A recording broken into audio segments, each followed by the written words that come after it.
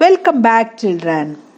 In the last video, I completed alluvial soil and black soil. Today, I will continue from red soil.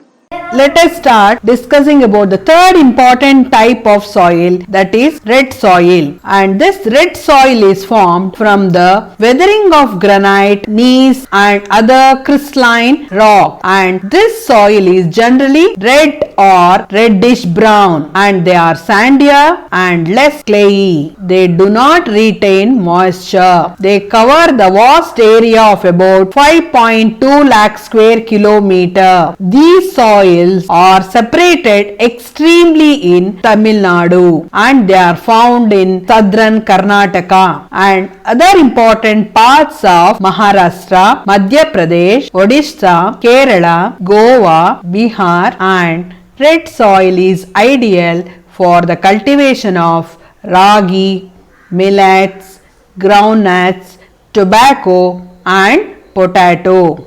A variety of crops are grown in these soils if there are irrigational facilities. Artificial supply of water for the agriculture is known as irrigational facilities. When there is absence of rainfall, we have to follow this method of farming with the help of irrigation. So this is known as irrigational facilities. So these are the main important formation and characteristics of red soil. Now I will show you the crops which are grown in red soil, that is ragi. Second one is millet. These are all the important millets where they are found. And third important crop which are grown in this red soil, that is groundnut.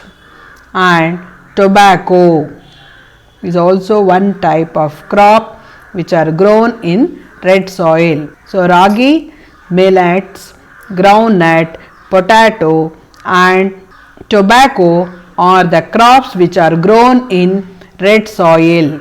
In this map of India, wherever pink color which is mentioned, in all these important states we found red soil. Southern parts of Karnataka, Andhra Pradesh, Telangana, Chhattisgarh, Odisha, some parts of Jharkhand, and when you come under the eastern side, Nagaland, Manipur, Mizoram, Arunachal Pradesh, these are all the important places where we can find red soil. Fourth important type of soil is laterite soil. Let us see what are the characteristics of laterite soil. For the formation of laterite soil, tropical areas are required and it requires high temperature and rainfall. This laterite soil is covering area by about 2.48 lakh square kilometers.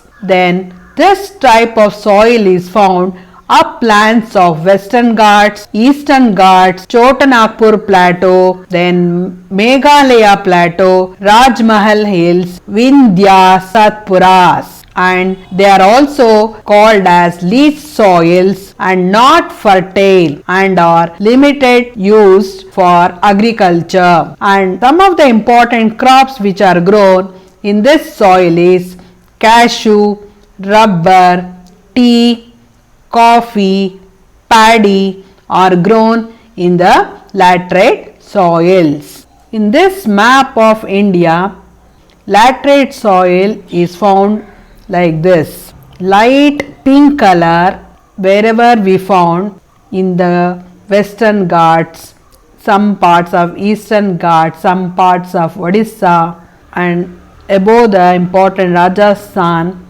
In these areas we found laterite soil. Now I will show you the picture of laterite soil. Secondly, what are the important crops which are grown in this particular region, like cashew, then tea, then coffee, then paddy are the important crops which are grown large scale in the laterite soil. Once again repeat, laterite soil is famous for production of tea plantation, coffee, cashew and paddy production. Let us discuss the fifth important point, that is desert soil. This desert soil is formed under the desert and semi-desert conditions, and they are largely found in the northwestern part of the country, northwestern part of India. A major parts of Rajasthan, southern Haryana, Punjab, northern part of Gujarat we found desert soil, and this soil is fairly variable and have a high content of soluble salt. And fifthly, they are sandy and low in moisture and humus. Sixthly, these are not suitable for the cultivation of many crops. Wherever irrigation is available in those areas where we can grow crops in the desert soil, and the area which is occupied is about 1.42 lakh square kilometers. Here this yellow color, wherever I am showing Rajasthan, Thar desert where we found, in these particular important location, there we found desert soil, and it is very dry and the climate is very hot and it is not suitable for any type of crops, and wherever irrigation facilities are available, there people can grow crops in the desert soil. Now let us continue the sixth important type of soil, that is mountain soil. This mountain soil is mainly found on the slopes of mountains and hills covered by forest. Secondly, they are mostly formed due to the decomposition of organic matter. And thirdly, they are rich in humus and they are fertile.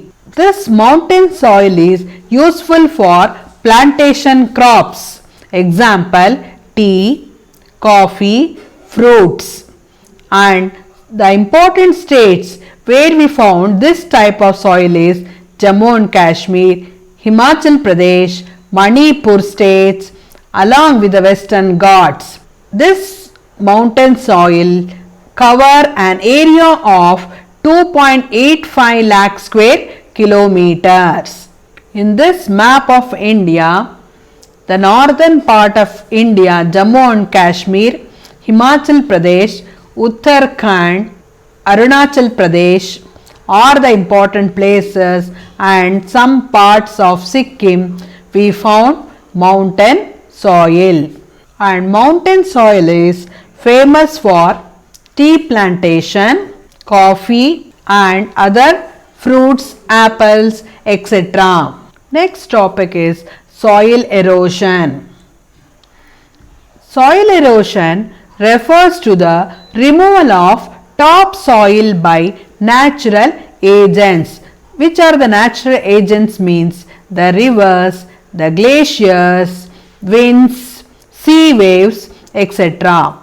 Removal of top layer of fertile soil deflate the fertility of the soil, and this soil erosion is one of the important problems in India. Now let us discuss what are the causes for soil erosion. The main important causes for soil erosion are deforestation, overgrazing, shifting cultivation, faulty method of cultivation. Faulty method of cultivation means wrong plowing due to the lack of crop rotation and the practice of shifting cultivation. Faulty method of cultivation means wrong plowing, lack of crop rotation, practice of shifting cultivation. Next one is use of topsoil for making bricks and tiles. This is the image of soil erosion. The top layer of soil is eroded due to the natural calamities. Now let us discuss what are the main important causes for soil erosion. One is deforestation. This is the image of deforestation. Secondly, overgrazing of animals in the land areas, and the sheep rearing also affects to erode the top layer of soil. So we should avoid overgrazing. Third one is the shifting cultivation.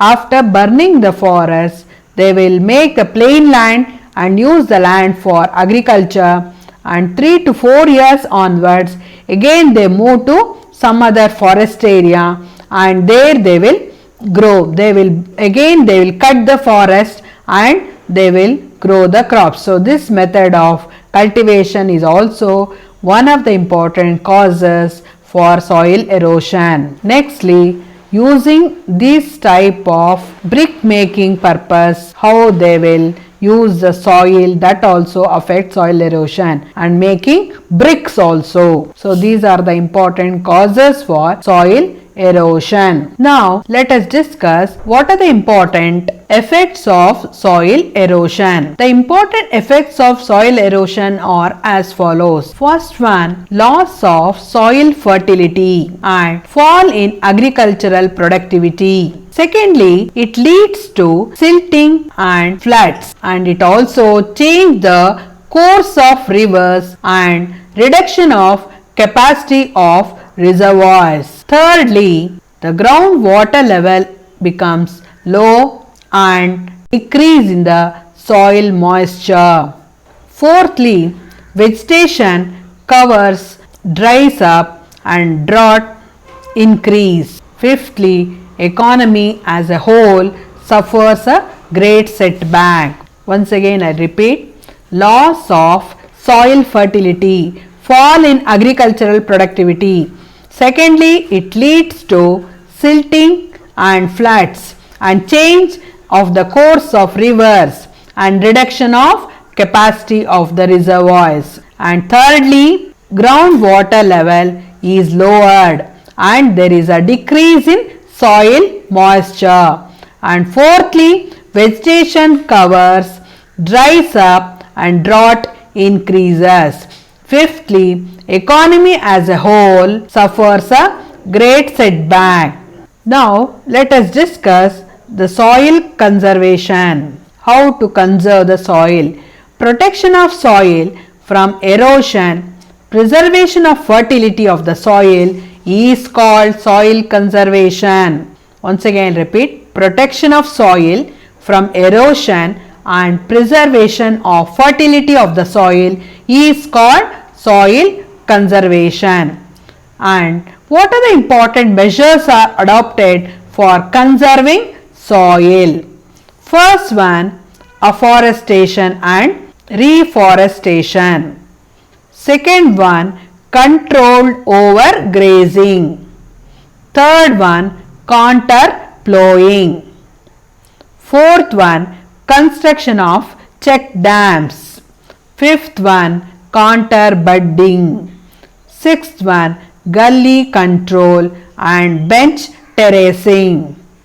So with these important steps we can conserve soil.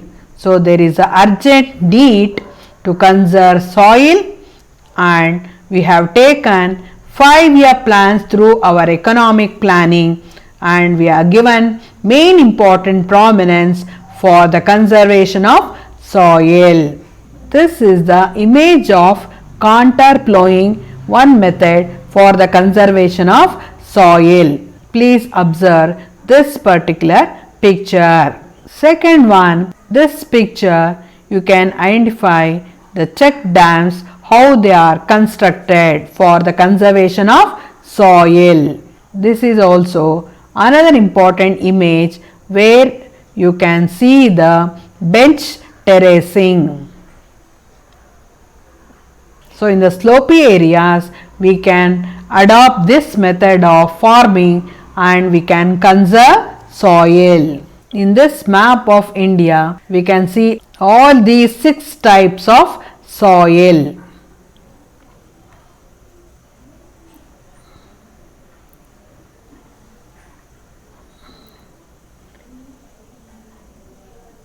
Thank you, children.